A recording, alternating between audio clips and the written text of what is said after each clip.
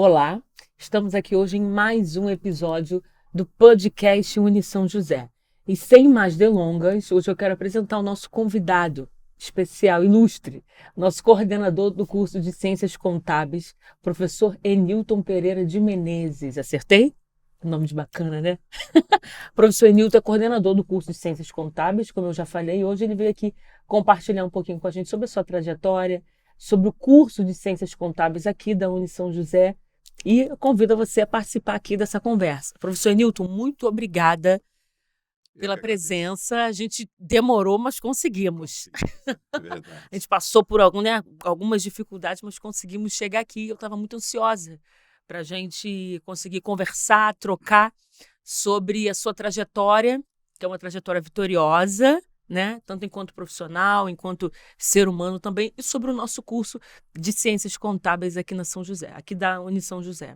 Professor Nilton, fala para mim. Vou começar logo perguntando sobre a vida pessoal, porque aqui a gente também gosta um pouquinho de saber da vida Claro, claro. das pessoas. Da trajetória é importante, porque nos inspira, né? Inspira a mim, inspira a quem está em casa. Como é que começa a sua história aí com as ciências contábeis? Você migrou de uma área para essa? Já começou nessa? Como é que começa isso? Foi aqui no Rio? Foi em que ano? Como é que foi isso? Conta aí pra gente. Então, boa tarde. Muito obrigado aí pelo convite, pela oportunidade de falar um pouquinho aí para o nosso público. Na verdade, a minha trajetória começa lá na minha cidade. Eu sou de Santos, eu sou paulista de Santos, né? Eu comecei a minha vida profissional numa empresa estatal, numa companhia siderúrgica, a extinta Companhia Siderúrgica Paulista, que ficava lá em Cubatão, né? E hoje ela é Usiminas, porque ela foi privatizada e virou Usiminas. Trabalhei durante 18 anos nessa empresa. É, mas quando comecei nessa empresa, eu já era casado e eu tinha parado os meus estudos ainda no ensino médio, embora tenha concluído o ensino médio durante essa minha estada na Cosipa. E no início de 1980, nos anos 80, a Cosipa me fez uma proposta de vir para o Rio de Janeiro, para representá-la aqui no Rio de Janeiro, no Grande Rio de Janeiro, precisamente na Baixada Fluminense, ali na rodovia Presidente Dutra, ali Sim. em Belford Roxo, né? E eu, Belfort Roxo sempre aparece aqui nesse podcast, é, sabia? e eu representava a Cosipa ali na área de logística. Naquela época nem era chamado logística, a gente chamava Logística, de transporte, área de transporte. transportes. Então eu era um técnico de transportes. Você tinha curso técnico de transporte. Não, o Você se técnico, tornou eu técnico me na tornei técnico vivência. pela minha vida pregressa de profissional, porque quando eu comecei muito cedo, ainda com 14 anos, eu comecei numa empresa de transportes, ainda antes de entrar na Cosipa, Sim. né, com 14 anos. Aliás, diga-se passagem, eu vou completar agora, no dia 31 de outubro, 52 anos de serviço, de trabalho. Uau! E nem pensa em se aposentar? Eu penso, claro que eu penso. Claro que eu penso que a carcaça já Cinquenta e está um anos de trabalho. 52. Vou Cinquenta e completar dois 52 no dia 31 de outubro. Eu já sou aposentado, na Sim, verdade, sim. né? Mas a gente continua, porque é um sacerdócio que a gente faz hoje, né? Então, continuando a minha história lá, a Cosipa, acabei vindo para o Rio de Janeiro, com duas crianças ainda pequenas, né? Aventurei no Rio de Janeiro, porque eu não conhecia Sim. absolutamente nada. E, enfim, consegui trabalhar aqui ainda durante alguns anos. Mas em 1993, no final do ano de 93, a Cosipa privatizou, lançou um plano de demissão voluntária, né? E eu fui um dos que optou pela demissão voluntária, porque eu achei que eu estava fora. Eu era cedido ao Rio de Janeiro, você imagina, Sim. fora da sede, né? Então, alguma coisa de ruim estava para acontecer. Então, eu me antecipei e pedi para sair, aceitei o plano de demissão voluntária. Mas em 93, voltando ainda um pouquinho atrás, como eu disse, eu interrompi meus estudos ainda lá em Santos, né? E quando eu vim para o Rio de Janeiro, eu aproveitei e em 89 eu entrei para o curso de Ciências Contábeis. Ali mesmo, numa instituição privada, na UniAbel, de Belford Roxo, na época era a Abel, né? E entrei para fazer o curso de administração, acredite.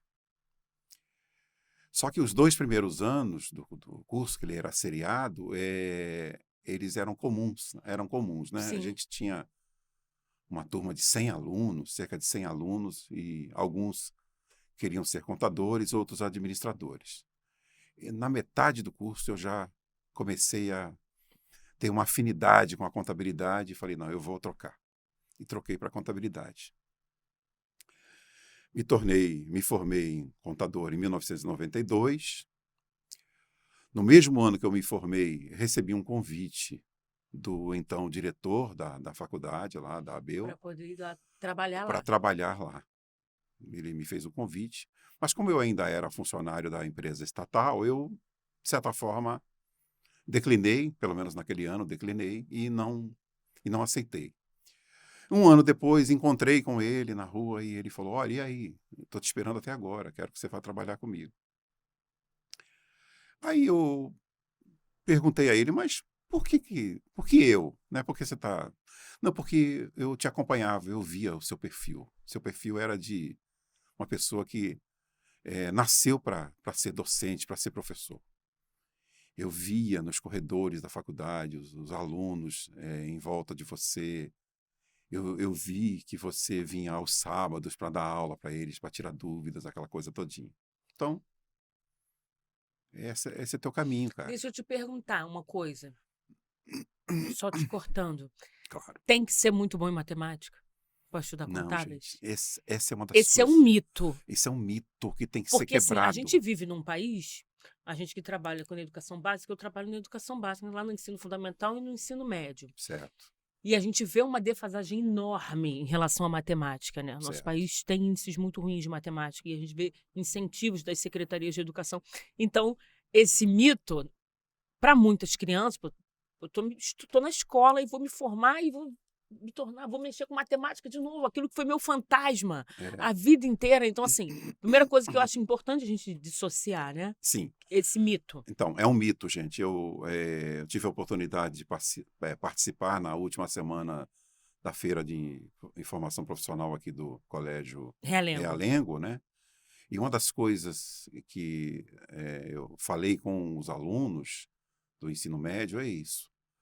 Gente, contabilidade não é matemática. No máximo que nós temos em contabilidade são as 4 operações básicas, Para a vida, né? porcentagem. A gente usa a porcentagem, mas porcentagem a gente usa no dia a dia. Sim. Uma regrinha de 3 simples, uma vez ou outra, somente isso. O grande mito da contabilidade é de associar a profissão com a matemática, porque nós lidamos com números. Que números são esses? Como o próprio nome já diz, a contabilidade é a linguagem dos negócios. E como é que você trabalha a linguagem dos negócios se não trabalhar os números?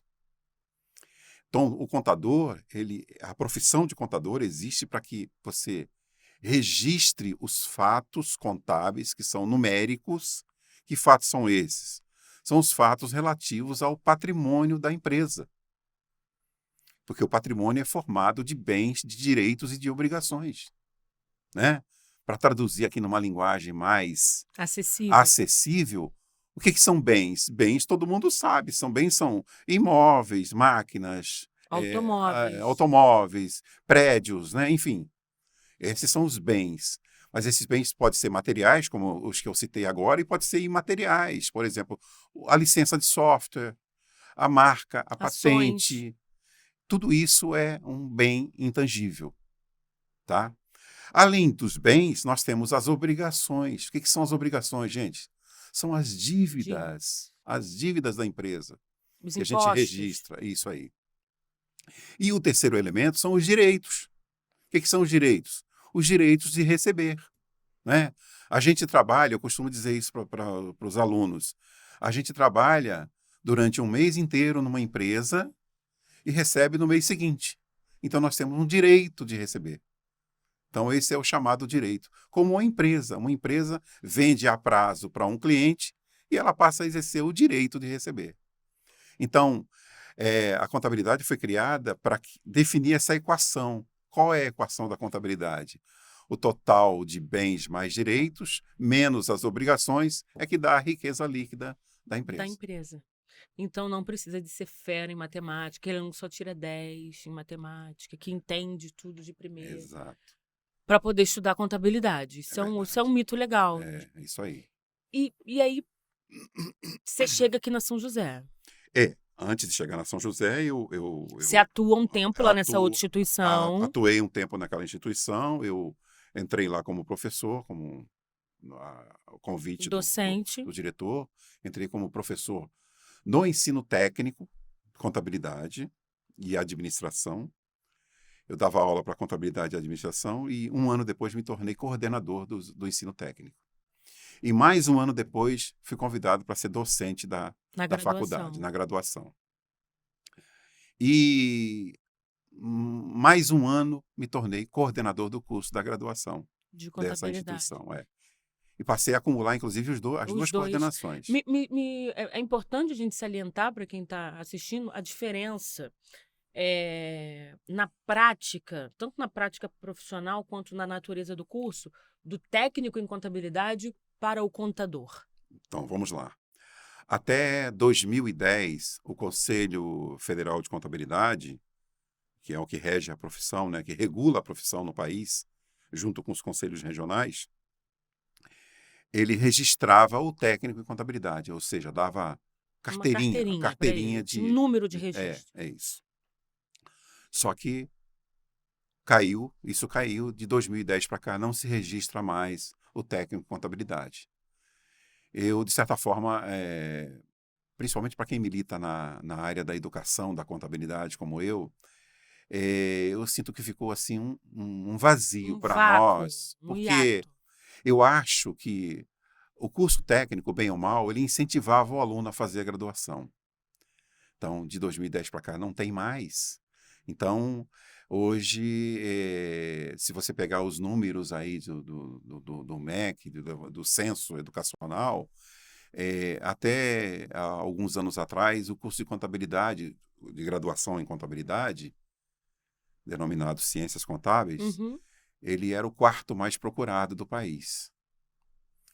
Com a chegada dos cursos em EAD, a educação à distância, ele não figura nem entre os 10 do país mais hoje, porque as pessoas migraram para a educação à distância. Sim. Muita gente foi para a educação à distância.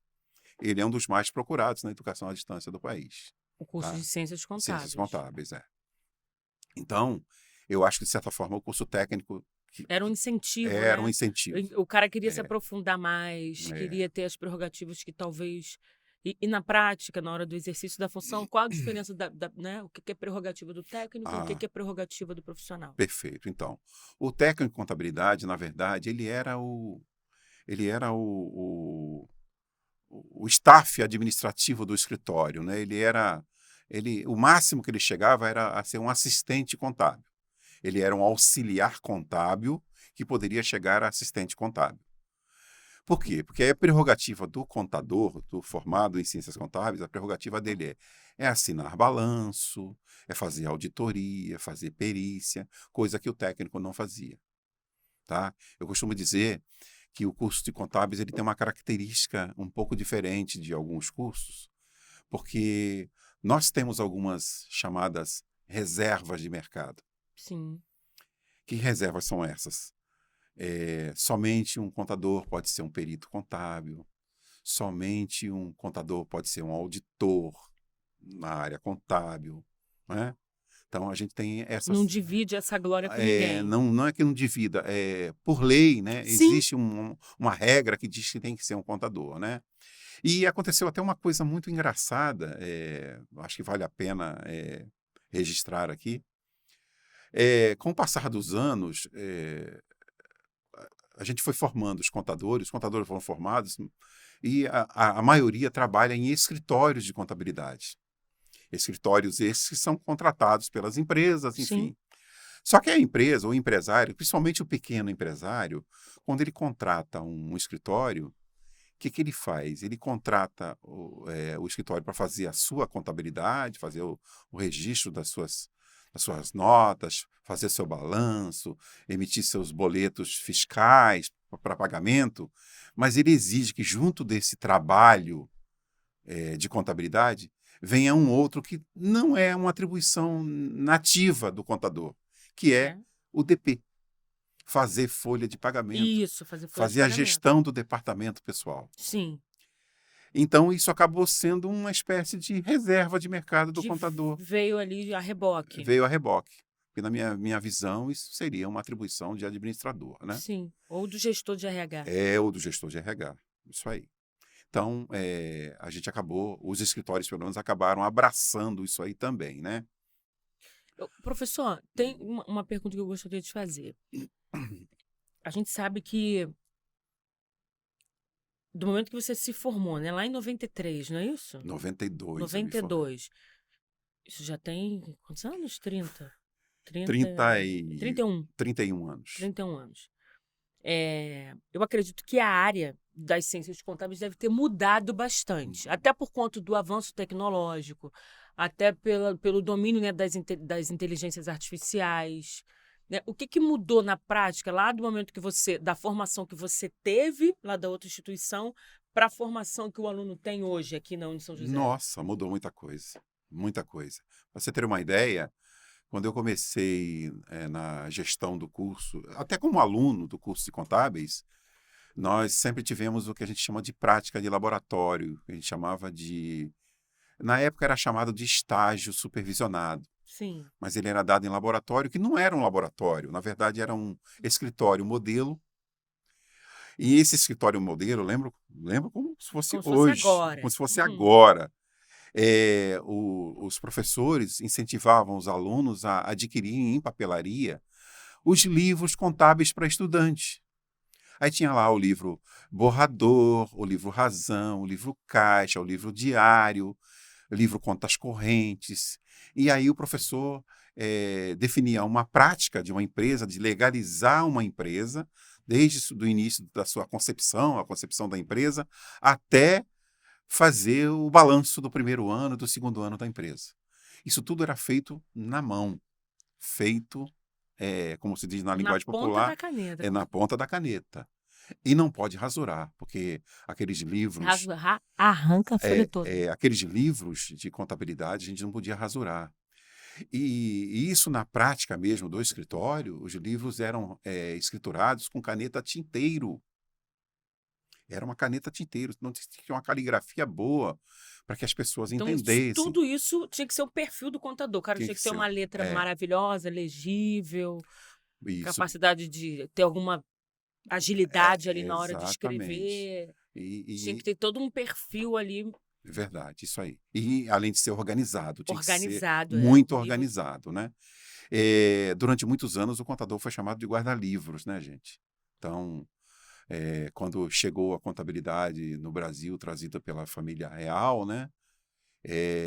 Não existia ainda o curso de graduação em ciências contábeis. Então, era o técnico em contabilidade que era chamado de contador. Na verdade, não era chamado de contador, era chamado de guarda-livros. Então, tem uma figura, né? Existe uma figura emblemática de um cara sentado... Legal essa história da chegada da contabilidade aqui. Fala um pouquinho pra gente. A família real trouxe Puxar pra aqui, só pra você nos anos 40, né? 1940, chegou a contabilidade no Brasil. Porque 1800 ou 900? 1940, porque a família real precisava ter o controle das suas contas. Não? Então, foi criada a primeira escola de contabilidade no Brasil. Em Rio de Janeiro.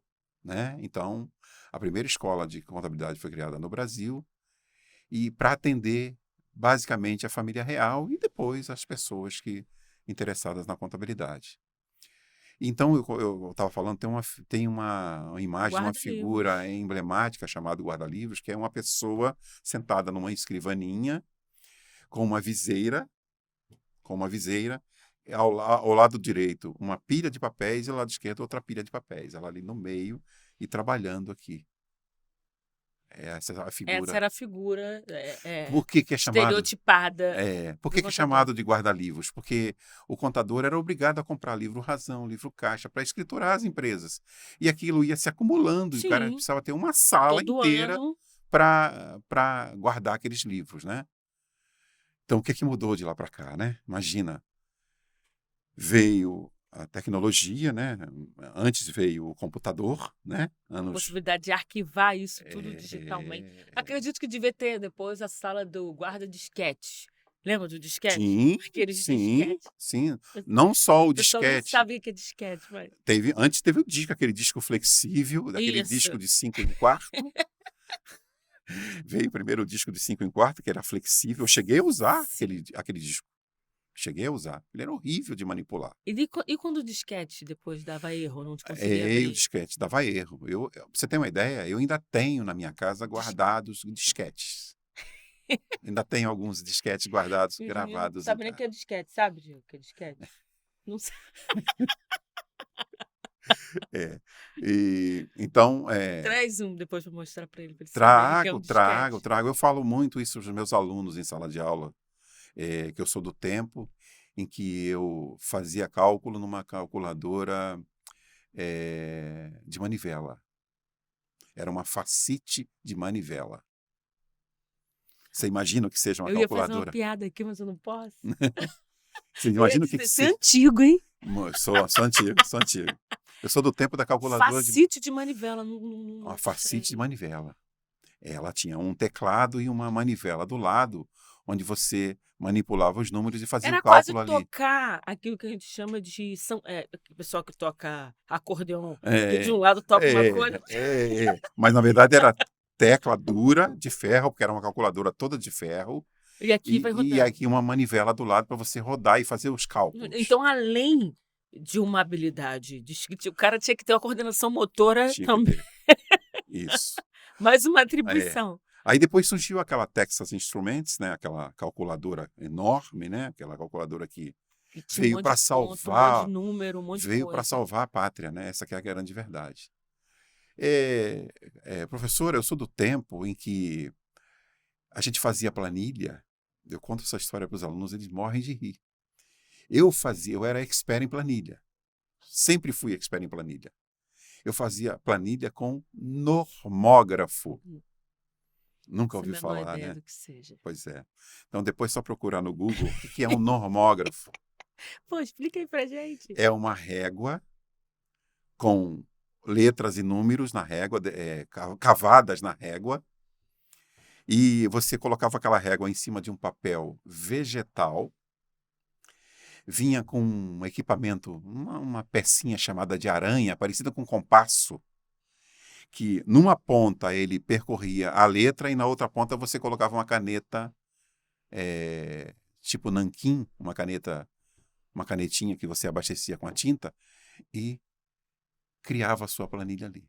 Desenhava e criava a sua planilha ali, tudo à mão. Lógico que você copiava de algum arquivo, de algum documento, pegava valores para criar a planilha. Eu Nossa. cansei de criar planilha para Viva a tecnologia, né, para professor? os meus supervisores apresentarem nas reuniões. Era eu que fazia. E viva a tecnologia, E né? viva a tecnologia. Viva o Excel. Mas eu vou te falar, eu sou muito feliz por ter passado por tudo isso. Eu vivo Sim, falando claro. isso para os alunos. Desenvolveu áreas cerebrais. Caramba, como desenvolvi minha área cerebral. Quando eu vejo um aluno hoje, você passa uma conta simples para ele fazer, ele recorre à calculadora ou ao computador, e a gente já fez a conta de cabeça Há séculos. Aí há você muito tempo vê. de Eu tô cabeça. bem, tô bem. Que É, bom. então, nisso a tecnologia ajudou muito, né? Muito. Então, Facilitar, né? Hoje você tem os programas fazem os cálculos, já exato, geram as planilhas, exato. já apresentam as planilhas da melhor forma. Só você saber interpretar, Não, compreender. e o meu primeiro contato com o computador foi o Word nosso, era o carta certa. Eu usava o carta certa, era uma coisa no DOS, uma coisa bem arcaica. Tinha lá Carta uma certa. planilha também, tudo no DOS, tudo funcionando no sistema operacional do computador. Então, sim, Excel É, depois foi um aí plus. foi evoluindo, né? E foi chegando a tecnologia, os programas de contabilidade, os sistemas de contabilidade foram chegando, porque Hoje você tem aplicativos. tem tudo. Hoje você tem tudo hoje. Hoje você faz contabilidade brincando. Tem softwares aí, até de graça, para você trabalhar. Nós mesmos temos. Depois eu vou falar um pouquinho do curso, né? Do curso de contábeis aqui da Uni São José. Nós temos parceria com empresas de software Então já para vamos poder falar dar essa disso. prática. Hoje o curso da Uni São José, o curso de contábeis tem quantos anos aqui na Uni São José? Ele começa quando? Você tem mais ou menos ideia? O curso de contábeis ele foi reconhecido em 2004. 2004, a gente vai fazer 2004. 20 anos ano que É, vem, né? é. É, e você tem quanto tempo aqui? Eu estou há Dos- quase 7 Quase anos. 7 anos. Quase 7 anos E aqui. aí, quais são, assim, as características? Hoje, o aluno que se forma em contábeis aqui na Uni São José, geralmente eles vão para que área? Eles vão para os escritórios, vão para o concurso? Para onde que eles vão? Vão para diversos lugares. Eu hoje tenho alunos em escritórios, tenho alunos em empresas de auditoria, tenho alunos em empresas grandes, empresas de indústrias. Eu posso dizer para você, tenho a felicidade eh, de dizer que a São José, o curso de contábeis da Uni São José, tem uma aceitação muito boa no Pelo mercado. mercado. Mercado, a gente sabe, inclusive, eu espero que alguns que se formaram aqui assistam Vamos assistir. essa, Coloca essa aí, nossa ó, me fala. formei na Uni São José e hoje trabalho em tal lugar, É, só para deixar o coração do professor feliz. Eu tenho, inclusive, relatos de alunos hoje que são funcionários ou estagiários de empresas cujos chefes são formados aqui. Aqui, isso é muito Isso é legal. muito bom. Isso é muito bom. É, Estagiários dos é, egressos. Recentemente, nós trouxemos aqui na nossa semana da Escola de Negócios uma egressa, né, que representou aí essa parte. Foi o nosso terceiro dia de semana acadêmica da escola. Então, eu trouxe uma egressa do curso que ela hoje é secretária de Fazenda de um município aqui. Que coisa maravilhosa. Imagina, Um orgulho, né? muito orgulho, muito orgulho. Eu tenho aqui, próximo a nós, aqui temos donos de escritórios de contabilidade que se formaram aqui. Então, isso dá um orgulho muito grande para E nós. você atribui essa aceitação do mercado, né? E esse índice de empregabilidade dos egressos a quais diferenciais na formação? Qual o Bom, diferencial hoje do cara que estuda contábeis em outro lugar, né? Em alguma concorrência, e para o cara que estuda aqui na São José? O que a muito gente bem. tem de diferente? Muito boa a sua pergunta. O nosso diferencial aqui é trazer a realidade do mercado para o aluno. É dizer para o aluno o que ele vai encarar lá fora, o que ele vai encarar no mercado, o que a empresa vai exigir dele. Eu tenho relatos de alunos que dizem assim, professor, eu fui fazer Processo um seletivo. processo seletivo e só caiu questão que o senhor dá em sala de aula. Que beleza. Então aqui a gente prepara o aluno não só para o mercado, como prepara também ele para concorrer em concurso público, para fazer. Você sabe que o curso de contabilidade, as ciências contábeis, já há alguns anos exige que o aluno, para que ele receba o seu registro profissional, além do diploma, ele tem que passar num exame. Eu não sabia Tem, disso. o aluno ele tem que ser aprovado no exame de suficiência do Conselho Federal de Contabilidade. Tipo, né, porque a Então, gente conhece esse da OAB, que é bem, é, é bem. então, o nosso OAB é o exame de suficiência, é o nosso OAB. É mesmo, eu É, não sabia disso. é. E então tem 2 edições anuais de exame de suficiência. Recentemente teve uma edição. Já sei de alguns casos de alunos que fizeram, alguns passaram, outros não, que não se prepararam bem, né? Enfim, E requer uma preparação requer uma bacana, é um preparação. exame A exigência é bem muito grande. complexo, é? É uma exigência muito grande, porque o aluno, às vezes, para testar, ele vai e se inscreve no exame de suficiência, porque ele pode fazer Lá no isso. meio Não, no meio não, mas no 6º período, né? Uhum, E no 6º período ele ainda não teve algumas disciplinas que caem no exame, sim. né? Mas ele vai lá para testar, para ver o que cai, como é que é o exame, né? Então, e eu tenho a preocupação, nós temos a preocupação de já colocar nas nossas provas algumas questões que caem no exame. O cara já ir se Ou pelo menos, familiarizando com a linguagem, já ir se familiarizando com o tipo exatamente. de questão. Então, e pensando nisso, desde que eu assumi o curso aqui da Uni São José, que eu descobri a existência da Olimpíada Brasileira de Contabilidade, Sim, eu sei que a gente tem aluno nosso que que vai é competir. um projeto de extensão criado pela Universidade de Brasília. Eles criaram esse projeto em 2015, aí fizeram uma primeira edição lá no âmbito da universidade. No segundo ano, um sucesso danado. Aí foi quando alguém chegou para eles: poxa, por que a gente não expande isso, convida outras instituições? Então eles foram convidando as instituições. E um amigo, um colega, na verdade, coordenador de curso de uma instituição Parceira. parceira aqui do Rio de Janeiro, me deu a dica e eu, assim que eu assumi o curso, eu fiz contato com a UNB e acabei fazendo a parceria também para participar da Olimpíada Brasileira de Contabilidade. E, então, nós estamos participando desde 2018. Lógico, durante a pandemia Sim, um ano parou, não difícil, teve e tal. Retornou o ano passado ainda meio capenga. meio ainda capenga, mas esse ano a gente participou, né? Eu fiz lá a adesão. São 38 instituições de ensino superior de ciências contábeis no Brasil, nível Brasil, Participantes. participantes que aderiram, né? Lógico, o número é muito maior que isso, mas a gente está concorrendo com universidades públicas, privadas, do Nordeste inteiro, do Espírito E Santo. como é que funciona essa Olimpíada? Funciona assim. Ela tem duas etapas. A primeira etapa aconteceu agora em setembro, que foi a Olimpíada Interna de Contabilidade. Eu vou às turmas, né? As turmas, principalmente as turmas concluintes, Sim, e os incentivo a participarem da a Olimpíada, se inscreverem. a se inscreverem. Aí nós tivemos um número razoável de E inscritos. acontece remotamente. Não, veja bem, quem faz a seleção que é feita como Olimpíada Interna, cabe ao coordenador definir como vai ser a prova, se essa prova vai ser presencial ou de forma remota, Sim, tá? Aí eu optei por fazer remoto. sim. A primeira fase foi remota. Até porque é para selecionar os 5 Sim. melhores mesmo, então, porque 5 são classificados para a Olimpíada Brasileira. Então, já tem os 5 nomes, já está sendo divulgado aí na mídia, já me informaram que amanhã nós já Não, teremos. eu já vi algumas mídias aqui. Já vi É, é, naquela divulgação lá do sim. Bloco Ah, sim, P. já tem aí, já tem Aham, os cartazes, já, né? já. Então. E no dia 21 de outubro, às 14 horas, eu estarei aqui para aplicar a prova presencial, porque é a exigência da coordenação Sim. geral da Olimpíada, que vai acontecer simultaneamente nas 38 instituições de ensino. Instituições.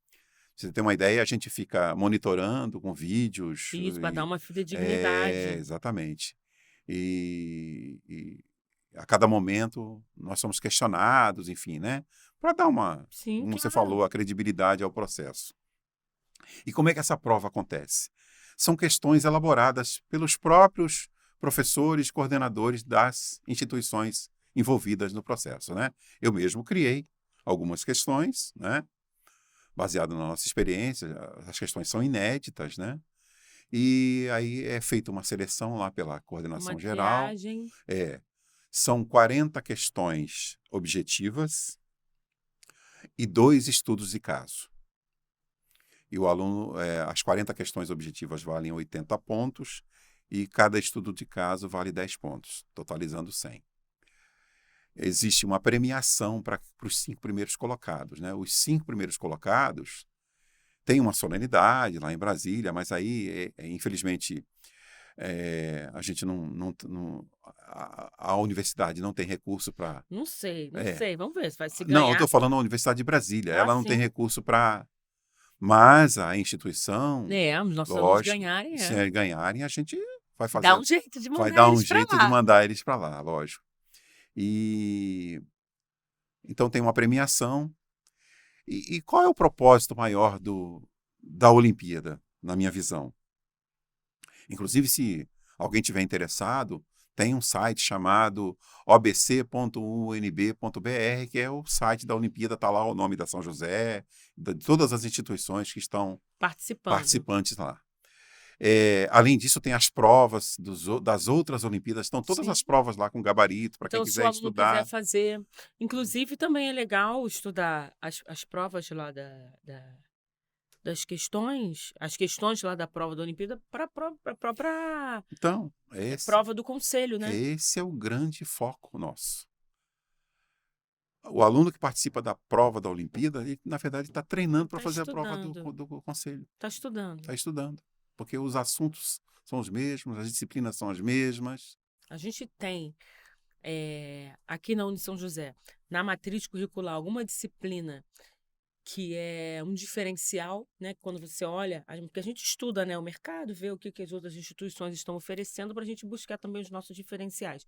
A gente tem alguma disciplina, alguma unidade curricular, né, que a gente não chama mais de disciplina, que atende a uma demanda atual do mercado? Sim, temos sim. Por sugestão do nosso reitor, professor Charbel, a gente inseriu nas grades curriculares de 2023, na verdade, já valendo para os alunos que ingressaram em 2021, nós inserimos uma trilha de conhecimentos que culmina com uma disciplina chamada Assessoria de Investimentos. Então, o aluno será preparado até para fazer uma outra prova, aquela prova de CPA 10, CPA 20. O que é isso? Isso é uma assessoria para investidores, Para quem quer para trabalhar no grandes. mercado É financeiro. isso, para quem quer trabalhar no mercado financeiro. E ninguém melhor do que o aluno de contábeis para isso, Sim, né? claro. Que ele conhece a E não fundo. só para empresas, né? Para pessoas também, pessoa física Exatamente, que queira para criar eles uma mesmo. carteira de investimento. Exatamente. E a ideia nossa aqui, inclusive, é criar um clube de investimentos aqui. O nosso propósito é esse. Eu acabei de fazer recentemente um contato com uma academia. Existe uma academia no sul do país, chamada academia, que é de uma pessoa chamada Rafael Toro, e que ele dá cursos preparatórios para as pessoas fazerem essa prova que os tornam esses CPAs da vida aí. Isso que é CP é o quê? Na verdade, é uma pessoa habilitada para ter uma carteira de investidores. Entendi. Então, as pessoas que vão É, investir estão associadas a ela. exatamente. Ela passa a ser. As pessoas, os investidores, contratam essa pessoa para que ela faça o assessoramento dos seus investimentos.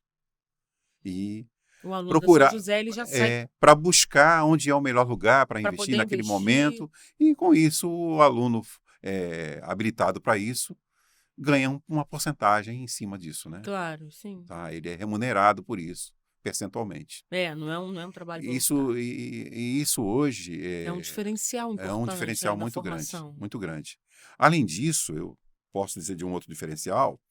De 2021 para cá, nós também implementamos nos nossos cursos. Não é novidade, mas para nós é novidade Sim, é porque uma inovação do nosso curso. pela aplicação, nós incluímos nas nossas grades os chamados projetos integradores. E nós, coordenadores de cursos, fazemos questão de sermos os docentes dos projetos integradores. O que é o projeto integrador, né? A cada período, a cada semestre, o aluno cursa um grupo de disciplinas que culmina com um projeto integrador. E esse projeto integrador, ele, na verdade, é desenvolvido pelo próprio aluno, junto à comunidade, junto à pesquisa na Extensão internet, junto a universitária. órgãos reguladores da profissão, enfim. É uma extensão universitária, já pensando na curricularização da Da extensão. extensão. Então, isso também é inovador, porque eu tenho buscado trazer para o aluno qual é a realidade do mercado. Você tem uma ideia? Um aluno que faz projeto integrador 3, terceiro período, ele já vai para o sistema contábil para trabalhar uma empresa. É mão na massa É mão na mesmo. massa, ele já vai, no terceiro período ele já Não tem mão fica na ali massa. naquele campus Não, teórico, aquela coisa não tem. chata, vendo história. No segundo projeto, ele já vai a campo para legalizar uma empresa, já vai lá para fazer toda a rotina de legalização de uma empresa, que não é pequena não, Não, eu tá? sei, Não é é pequena, complexo. é um pouco complexo. E além disso, ele já pensa já num plano de negócio para criar a sua própria empresa. Ele cria a empresa no segundo projeto, No terceiro ele e no legaliza terceiro ele coloca no sistema. Aí eu elaboro situações, problema, para que ele vá lá para o sistema e e faça os resolva. registros. Isso é muito bacana, Muito bom. muito legal. É um curso que tem cara bem diferenciado, né? É bem diferenciado. Bem E sem falar no seguinte, o nosso corpo docente também são professores de mercado, pessoas que estão no dia a que tá dia, lá, né, na que ponta está da. lá, que conhece o mercado, né? Isso é importante, né? O cara não Muito tá lá só no importante. campo teórico, ele sabe o que É, está acontecendo lá e consegue trazer para cá aquilo que está fresquinho, né? Aquilo que está demandando. exato.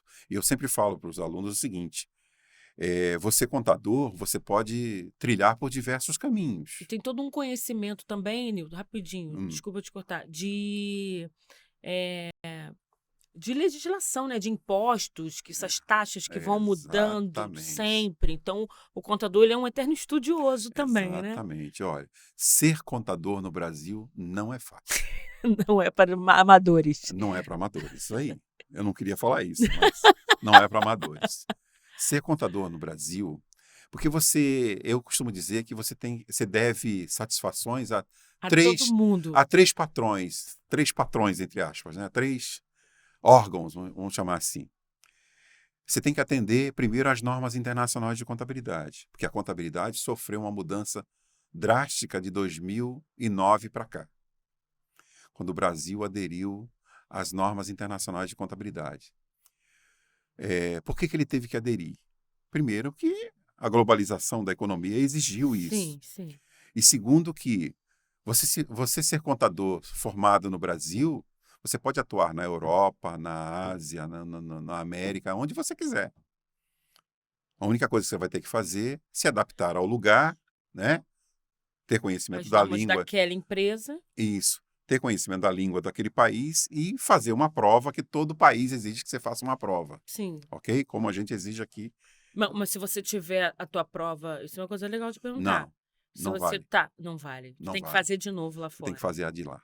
Você tem que fazer a de lá.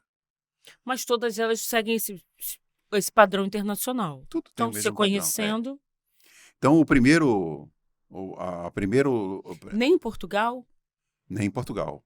O Portugal, Portugal tem uma diferença assim. Portugal ele não é bacharel, né? Portugal, o contador é licenciado. Ele tem que tirar a licenciatura em contabilidade lá. Tem que fazer a prova. É assim. É assim que funciona. Agora, Mercosul é diferente, tá? Estou excluindo aí o Mercosul. É sim. diferente. Uma outra coisa também, além de atender às normas internacionais, né, aquela contabilidade. Você está falando dos três patrões. Primeiro, Primeiro é atender às normas internacionais, internacionais. regras, né? É o que a gente chama de CPC, atender o Comitê de Pronunciamentos Contábeis, que rege hoje a profissão no país com relação à regulamentação de fatos, né, da contabilidade. O segundo é o fisco, é o governo. Sim. Que o governo tem as suas regras, você tem que Sim. atender às Tem que regras do atender. Se governo. não tiver, Não tem jeito. não tem como fugir. E o terceiro é o mercado. É. Porque é o seguinte, você cursa 4 anos de contabilidade, tudo bonitinho, atendendo todos os quesitos, o professor te ensinando todas as regras, e você chega lá no mercado, aí o mercado é um mercado de clientes de pequeno porte, de médio porte, de muito pequeno porte, que nem sempre alimentam o contador das informações necessárias para que a sua contabilidade seja feita com sucesso pleno. Aí a coisa sai meio que mascarada, né? Meio que... Então, esse é que é o grande desafio nosso, né? Hoje a gente não consegue fazer com que... Eu tenho relatos e sei disso que acontece, né? Chega no final do mês que o cliente tem que enviar as notas fiscais, toda a movimentação, e o cara não manda. Não manda. Aí o contador fica desesperado. Mês, tudo bem, porque o mês é só para você ir adiantando a Mas contabilidade. e quando chega no final do E ano? quando chega no final do ano que tem que fechar tudo? Como é que Quando fica? tem que declarar imposto? Que tem que declarar imposto. Uma outra coisa, eu falo, mas falo sem medo de errar, porque muita gente fala que o MEI, o microempreendedor individual, tem um site lá do portal do governo que Que é diz facinho que fazer. o microempreendedor individual não precisa de contador. Em algum momento ele vai precisar do contador. Que quando passar o primeiro ano de existência, que ele tiver que fazer a sua declaração de imposto de renda, que ele tiver movimentação para isso, com certeza ele vai precisar do contador. Que precisa definir qual foi a sua receita, baseado em que ele vai definir a sua receita. Principalmente aquele MEI que não dá nota fiscal. Não Imagina. emite nota, é. Mas ele tem movimentação financeira. Ele não emite nota, mas tem a movimentação do cartão, da maquininha do cartão. Da própria conta. Da própria conta bancária. Imagina. Quem é que vai dar respaldo para ele? Quem é que vai assessorá-lo na hora de dar essas informações? É o cara. É o contador. Contador. Não tem jeito, gente. Fora isso, um outro comentário que eu costumo fazer é o seguinte: imposto de renda da pessoa física é uma coisa tão particular, tão privada, que cada um deveria fazer o seu. Mas as pessoas não conseguem, porque as pessoas não têm. Primeiro, não buscam o conhecimento, né? Minha opinião. Outras, porque não têm acesso mesmo à informação, né? Então, quem resolve o problema normalmente é o contador. Uma das coisas que eu tenho presenciado também é o seguinte: você chega numa sala de aula, ou não precisa ser uma sala de aula, você chega num ambiente e pergunta: alguém aqui sabe acessar o portal Gov.br? Aí muita gente pergunta: o que é isso? O que é isso? O que é o portal Gov.br? Todo cidadão deveria ter sua senha do portal Gov.br. Porque hoje você conversa com as coisas do governo, tudo pela mesma os senha, órgãos do governo, tudo pelo mesmo portal, tudo pela senha Gov.br. Sim. Você tem acesso ao seu cartão de vacina, tem acesso à sua vida toda fiscal. A sua carteira de motorista, o seu documento, carteira tudo. de trabalho, tudo. E o imposto de renda, para você acessar o portal da Receita Federal, o portal ECAC da Receita Federal, isso. Você precisa ter a senha Gov.br também. Então falta um trabalho de educação contábil para as pessoas. Essa é a minha missão aqui. A minha missão é a gente, até para complementar o que eu estou falando com relação ao nosso curso, nós temos uma parceria com a Receita Federal, né? Nós temos o Núcleo de Apoio Contábil e Fiscal, onde os alunos aprendem a educação fiscal, a disseminar a educação fiscal e aprendem, inclusive, a dar assistência às pessoas mal informadas ou desinformadas, né, com relação ao fisco da Receita Federal, né? Aí as pessoas, naquela época de entrega de declaração, nos procuram aqui, a gente divulga, né? Nós temos um núcleo aqui, que foi inaugurado agora recentemente, um espaço né? bonito. Um espaço que foi inaugurado agora em 2023, onde nós temos lá um atendimento das pessoas, seja pessoas físicas, seja pessoa jurídica. E funciona em quais dias e horários? A gente pode funcionar em todos os dias, desde que nós tenhamos demanda. Agendado. Tem que ter demanda para isso.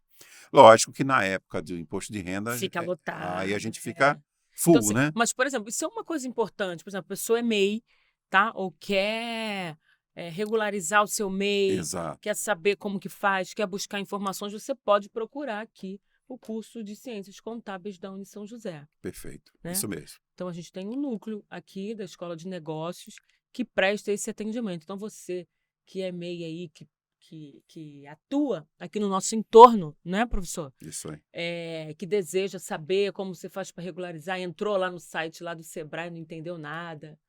leu lá tudo, não sabe qual o caminho, vem para cá que nossos estudantes, ali Isso. orientados pelo professor Enilton, vão te prestar aí o atendimento que você precisa. É. Até tem uma história engraçada que durante a pandemia, é, lógico, né, os órgãos não funcionavam, enfim, e o nosso representante regional da Receita Federal, ele me enviou uma mensagem pedindo para eu dar um telefone de contato, caso alguém tivesse alguma dúvida e tal, e eu acabei dando o meu telefone pessoal. Você imagina o que aconteceu, né? Volume de Foi para o Google, mensagem. foi para o Google. Então, toda pessoa que procurava, tinha uma dúvida na Receita Federal, Chegava no Enilton. olhava lá uma lista, tinha uma lista não tem só a Uni São José, tem outras instituições que também fazem parte desse grupo do NAF. Mas, normalmente, caía lá, Enilton. E Enilton atende, né? Eu Isso é atendo, um não novo deixo de programa de televisão. eu não, Enilton atende. eu não deixo de atender as pessoas. Aí eu atendia. Ah, eu criei um MEI, eu constituí um MEI só para pegar empréstimo no banco, Só para fazer um plano de saúde. Só para mas ter não desconto paguei, no plano de mas não saúde. paguei nada até agora. E agora estão me cobrando. Aí você tem que explicar didaticamente qual é o MEI, qual é o papel do MEI, por que você tem que fazer o recolhimento da taxa, né? Enfim, E a gente consegue aqui na instituição prestar esse tipo de com assessoria, certeza, com assessoria certeza, fiscal. com certeza. Muito legal. Ó, procura ele lá no Instagram, @Enilton Pereira. Já cagueto logo. @Enilton Pereira, vai lá, você vai ver lá Uni São José, vai ver, Estamos procura aqui lá para isso. e já procura ele. Enilton, me indica um livro, me fala de um livro. Um livro que tenha te tocado, que tenha te afetado. Olha, na verdade, O Monge Executivo é um livro que mexe com a gente um pouquinho, né? Mas tem alguns livros na minha vida, né? Mas escolhe um. Eu quando mais jovem, tá bom, eu vou escolher um. Fora da contabilidade, tá? Tá. Não, não precisa de ser da O Nome da contabilidade. Rosa. Por quê? Aquela história me impressionou muito. Aquela história da pessoa que foi envenenada porque, ao ler o livro, Passando o dedinho. passava o dedo na língua e tal, e foi envenenada por isso. Aquilo me impressionou muito. Aquilo ficou na minha cabeça. Eu vi o livro, eu vi o filme umas 3 vezes para entender melhor. Aquilo me impressionou bastante. Achei aquilo muito, muito, muito interessante. Agora, fora isso, tem alguns livros de contabilidade que Não, não vale não, a deixa pena só o falar nome aqui. da rosa. Uma outra pergunta. Você tem hobby? Tem algum Tem, hobby? tem. Cozinhar. Interessante, final de ano chegando, já. Eu gosto muito de cozinhar. Eu não gosto de cozinhar coisa assim. Qual a sua especialidade? Eu não gosto de cozinhar arroz, feijão, mas cozinhar um bom peixe. Adoro fazer um bom peixe.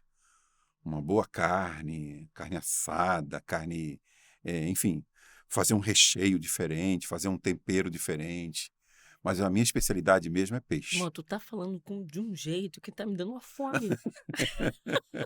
A minha esposa que em casa fala assim, olha, peixe e carne é com o Enilton. É com o Enilton, ela só faz o básico. Só faz o Só faz básico. o básico. Que beleza, que bacana, Enilton. É. Você tem algum personagem da história que você admira muito, que você pudesse dar um abraço?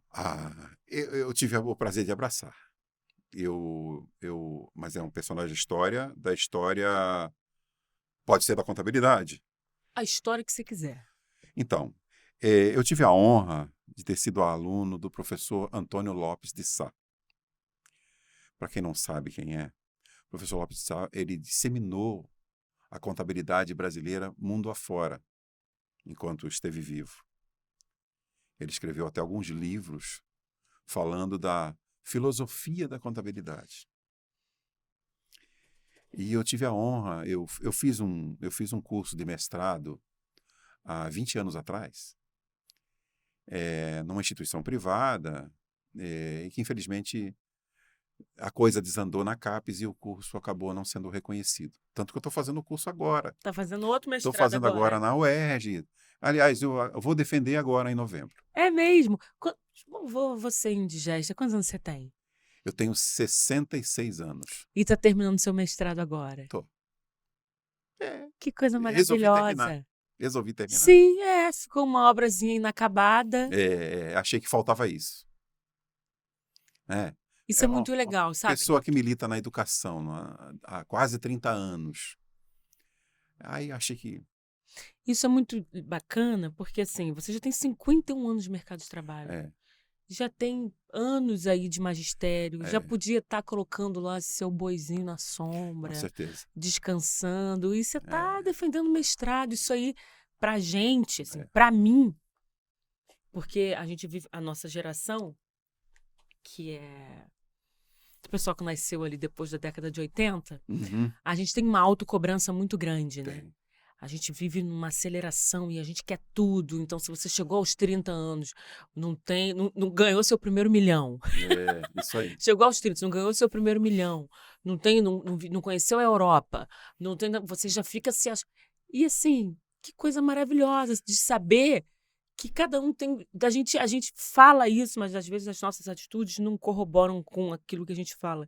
Que cada um tem o seu tempo, que as nossas histórias são diferentes, que a gente pode construir coisas muito bacanas, muito maneiras, que nem sempre estão associadas ao primeiro milhão. Da gente descobrir o nosso propósito. O tempo todo você falou, não, essa é a minha missão, disseminar as ciências contábeis, fazer com que as pessoas se eduquem, se apaixonem, Isso. e a gente saber qual é a nossa missão. E aí você alcança essa paz que você tá, de dizer, tô com 60... Quanto? 60? 66, 60, quase 67. 66 anos e tô terminando agora o meu mestrado. É.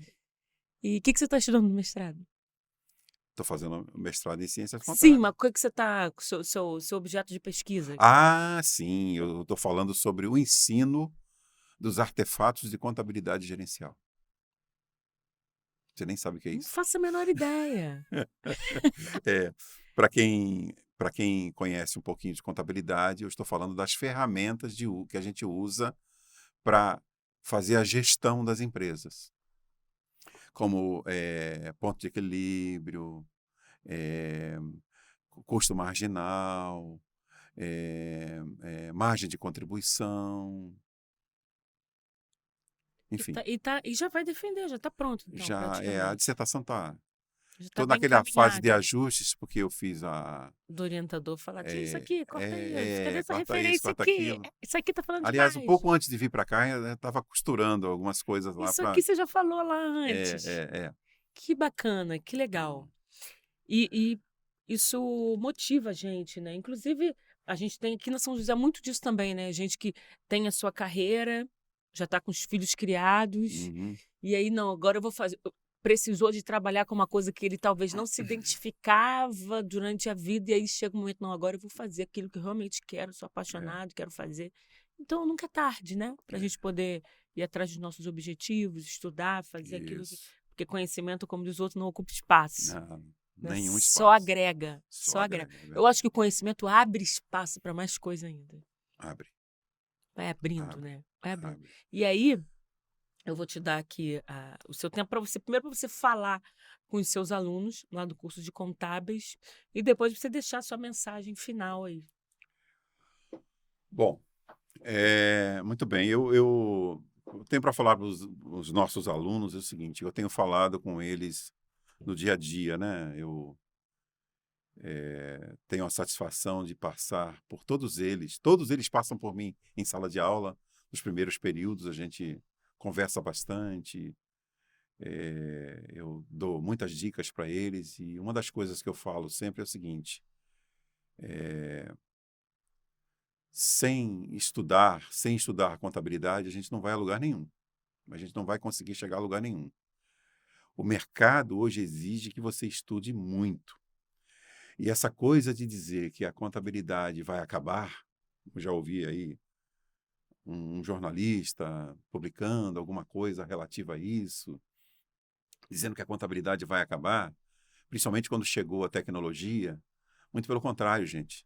Enquanto existir empresa, existe a contabilidade, porque nenhuma empresa vive sem um contador. Nenhuma empresa.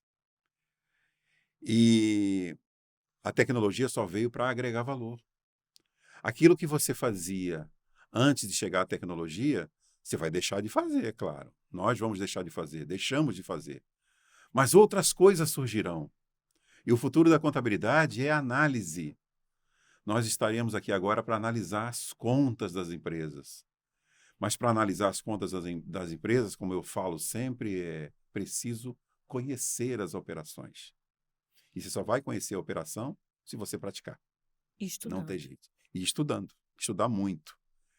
Se você quer ser um contador público, principalmente você tem que estudar a contabilidade pública, né?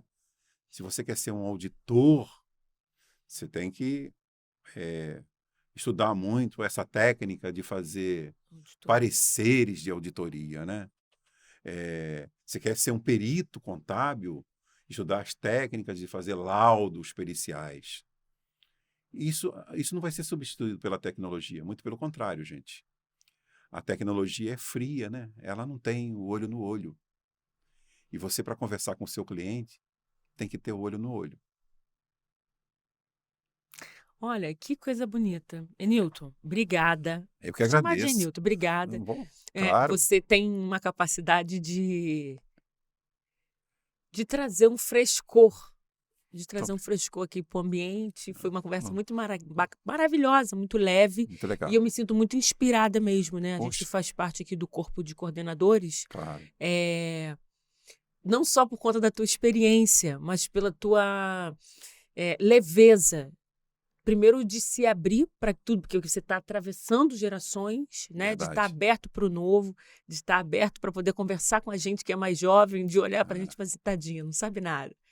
Mas com muita generosidade. Essa generosidade encanta. Fico muito feliz. Muito obrigada por ter aceito o nosso convite. Obrigado a você, Kátia. Seus alunos lá da contabilidade são muito sortudos, tá? E você que não conhece ainda aqui a Unisão José, você que talvez tenha um parente, um amigo, um conhecido que queira conhecer o nosso curso de Ciências Contábeis, queira conversar aqui com o professor Enilton. O professor Enilton atende todo mundo que deseja conhecer o curso, conhecer o perfil do curso, né, a estrutura do curricular do curso. Vem para cá, agenda com ele.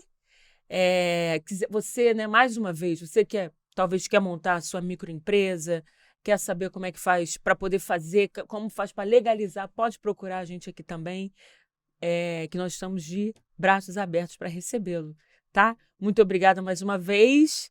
Deixa aí o seu like. Manda para todo mundo, Enilton, lá do curso de contábeis. Deixa aí o seu like, comenta lá o que você achou, faz perguntas e clica lá no sininho para você poder receber as notificações lá dos nossos vídeos e vem para cá, vem para a Unisão José. Tchau, tchau.